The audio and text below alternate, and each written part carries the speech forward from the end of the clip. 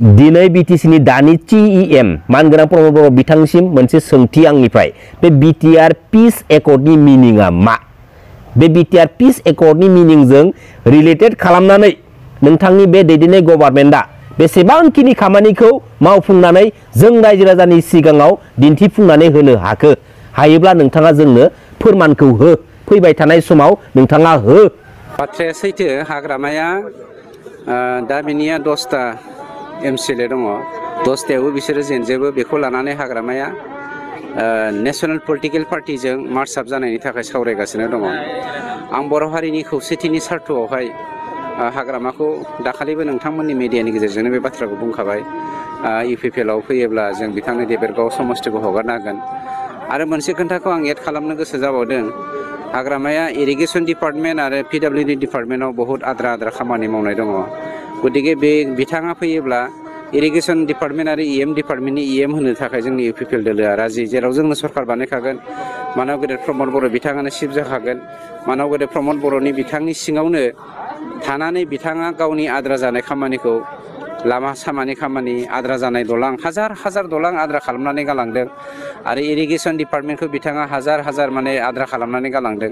बेफोरखौ मावफुंनो थाखाय जोंनि UPPL दोलोनिफ्राय बिथांनो जों बान्था हिसाबै बेखौ होगोन। EM रन्जित बसुमतारी बिथाङा मा फोरमायदों नोंथांमोना मिथिखाबाय आरो पलिटिकेल प्लेटफर्माव पलिटिकेलि दान्थे बिदान्थे जाखायो नाथाय पलिटिकेलि प्लेटफर्मजों रिलेटेड खालामनानै बर' हारिनि खौसेथिनि सार्थबादियाव बर' हारिनि खौसेथिखौ लुबैयोब्ला जोंनि पार्टियाव जयेन जाफै जोंनि पार्टियाव जयेन जानानै खामानि मावफै बेबायदि बर' हारिखौ लानानै बर' हारिनि खौसेथिखौ पलिटिकेल प्लेटफर्माव रिलेटेड खालामनानै नेक्स्ट टाइम आरो बाथ्रा दा बुंसै पलिटिक्सनि फोथाराव बबेबा मोनसे माहारिनि खौसेथिखौ लानानै खौसेथि जानांगौनि थाखाय बेफोरबायदि रिलेटेड खालामनानै बाथ्रा बुंनायखौ जों नुनो मोना नाथाय जोंनि बे BTC पलिटिकेल सिस्टेमाव दिनैसिमबो दाबो बेफोरबायदिनो माखासे सानै साथाम लिडारफोरनि खुगानिफ्राय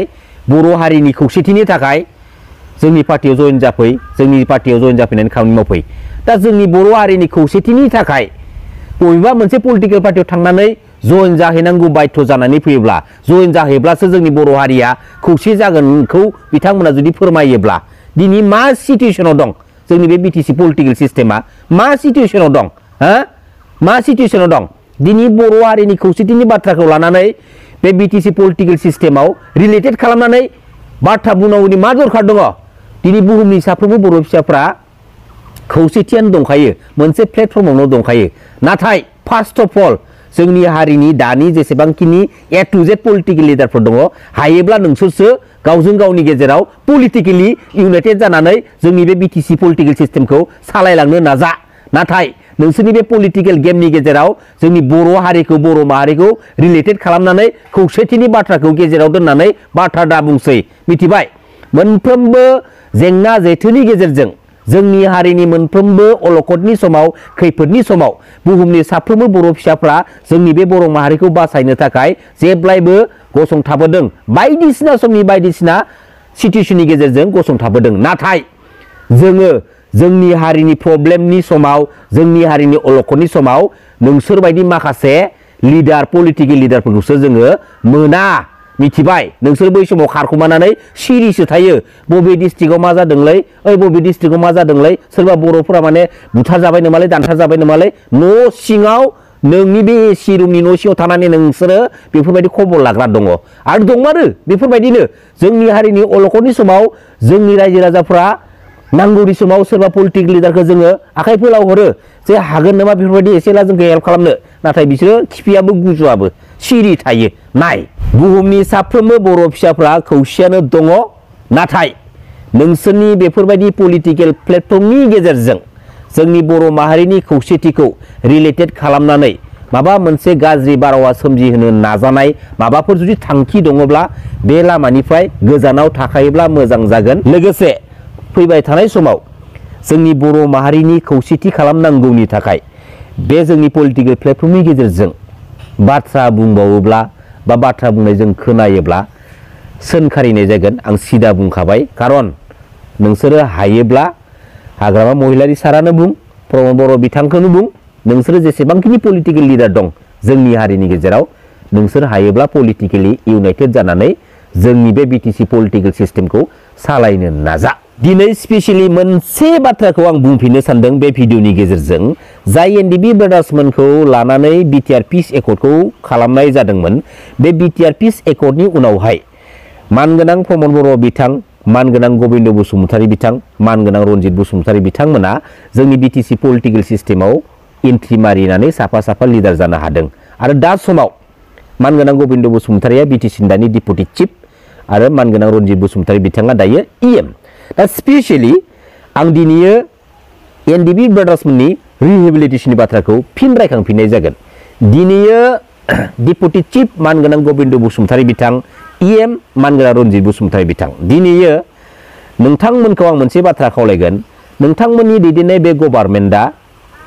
5 इयार्स कमप्लिट जानो थांगासिनो दं आरो अलरेडि बिटिआर पिस एकर्ड एग्रिमेन्टआ 5 इयार्स कमप्लिट जालांबाय। नाथाय नोंथांमोननि बे गभार्नमेन्टआ जेराव 5 इयार्स कमप्लिट जानो थांगासिनो दङ, नोंथांमोनानो लाफानानै हारिनि थाखाय आखायाव आइजें लानानै दावहा नांनो सोलोंबोनाय बै एनडिबि ब्रादार्समोननि मोननांगौ मोनथायफोरखौ दिनैसिमबो मानो होजोबनो हादिया? बे रिहेबिलिटेसनखौ लानानै जोङो पलिटिकेलि इस्यु खालामनानै पलिटिकेलि गेम प्ले खालामनायखौसो जोङो दिनै मोनदांहरदों, जेराव खावसेया मोनदों, खावसेया दिनै आद्रा थादों। मानि थाखाय, मा जाहोनाव? जेराव अलरेडि मोनफ्रोमबो बाजेटआ दिनै सेंसन जानानै फैजोबखांनायनि उनावहायबो मानि थाखाय आद्रा जानानै थाखो आरो मा खारनाव दिनै जायफोर मुंख्लं नखरफोरा गावसोरनि मोननांगौ मोनथायनि थाखाय, जायफोर एनडिबि ब्रादार्समोना गावसोरनि मोननांगौनि मोनथायनि थाखाय दिनै ससियेल मिडिया प्लेटफर्मनि गेजेरजों, निउस मिडिया पर्टेलनि गेजेरजों बाथ्रा बुंफैनांगौनि मा दरखार दं? गावसोरनि दुखु साब जालाखौ दिनै मिडियानि सिगाङाव गाबै फोरमायदों। नोंसोर लाजिगोना लाजियाखै दिनै बेफोरबायदि नुथायखौ नुनानै? दिनै मानगोनां प्रमद बर' बिथांनि बाथ्राखौ दोनथ'। बिथाङा आखायाव आइजें लानानै हारिनि थाखाय दावहा नांनाया बेसेबां दुखु साब जालानि गेजेरजों गावबा गावनि जिउखौ दैदेनबोनांदों, बेनि दुखुखौ बे मिथियाबो जानो हागौ। नाथाय स्पेसियली बिटिसिनि दानि डिपुटि चिफ मानगोनां गबिन्द बसुमतारी बिथां, इएम मानगोनां रनजित बसुमतारी बिथां, नोंथांमोन सानैयाथ' मिथिगौ आखायाव आइजें लानानै हारिनि थाखाय दावहा नांबोनाया बेसेबां साब जाला, बेसेबां जेंनानि गेजेरजों बारबोनो गोनां जानानै फैयो। नाथाय अब्लाबो नोंसोरनो दिनै जोंनि बिटिसि गभार्नमेन्टखौ सालायगासिनो दङ। नोंसोरनो जेराव गभार्नमेन्टखौ सालायदों, नाथाय नोंथांमोन थासेयावबो दिनै मानो नोंसोरनो लाफानानै दैदेनबोनाय, हारिनि थाखाय दावहा नांनो सोलोंबोनाय बै एनडिबि ब्रादार्समोननि नखरा मोननांगौ मोनथायफोरा दिनै मानो मोनफुंजोबनो हायाखै? लाजियाखै नोंसोरो? लाजिनांगौ। दिनै जोंनि बर' माहारिनि साफ्रोमबो बर' फिसाफ्रा नोंसोरनि फावथिनाखौ दिनै बे बिटिसि पलिटिकेल प्लेटफर्मनि गेजेरजों नायगासिनो दं आरो नुगासिनो दङ। आरो मोनसे बाथ्राया जाहैबाय मा, जे जोंनि बिटिसि पलिटिकेल सिस्टेमाव सोरबायदि लिडारा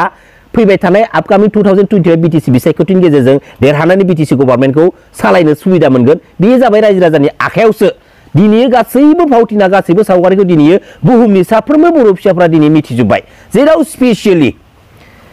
जाय एनडिबि ब्रादार्समोना गावबा गावनि नखरनि बिमा बिफा, बिदा फंबाय